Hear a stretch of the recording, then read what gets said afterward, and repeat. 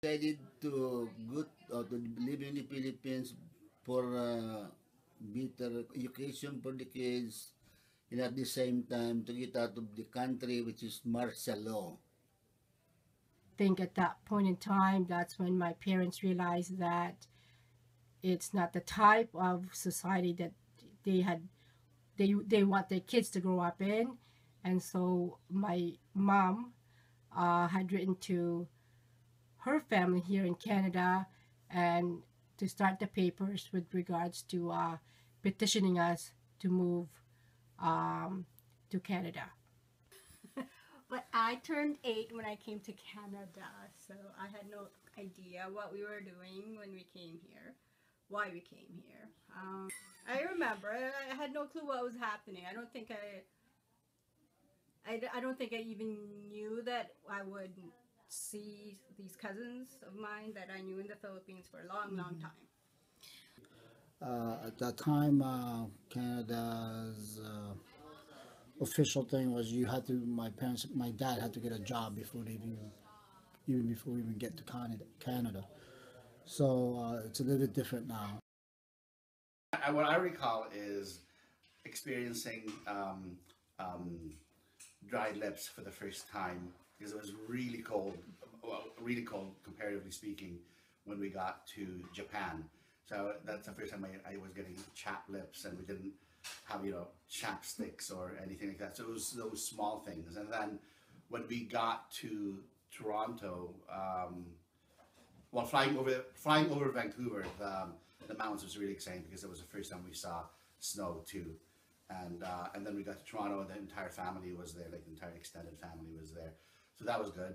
It was fun, and it was exciting. But I remember driving from from Toronto to Niagara Falls in St. Catharines area, and seeing like the trees without leaves for the first time, and kind of being disappointed because what I expected was like another Manila, which is like, you know, neon lights, and it's busy, and it's, you know, a lot of traffic and a lot of people. And so there were these long spaces in between the cities and on the highways where there was no one to see. And I thought, oh, where are we? I'm not enjoying this. But those were my like first observations as like a 9-year-old.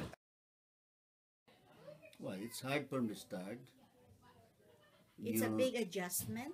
New language, new climate, new food. Being a kid, it was easier to adjust because, well, we just learn faster as a child. Cultural, having cousins and aunts and uncles around, they helped us learn how things worked here in Canada. We didn't go to school till September, so our introduction to Canada was basically through cousins and my aunt and uncle and television. And we didn't speak any English. So I remember when we were living in our first house, how to make us learn English faster, Ma decided to only speak in English. So I decided not to talk.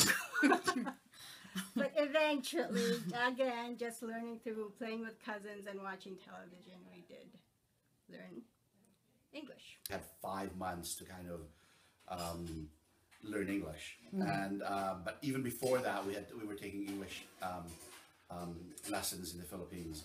But English is taught the way French is taught to most people here. So it's like, you know, I think French is taught in grade 4 here. Because they knew that English wasn't our first language, they would pull us out of our classes at certain times during the week.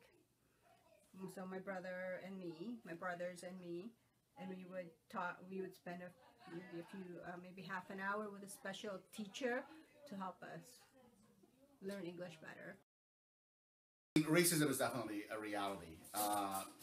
You know, and I think when you're young, the kids are don't hide it.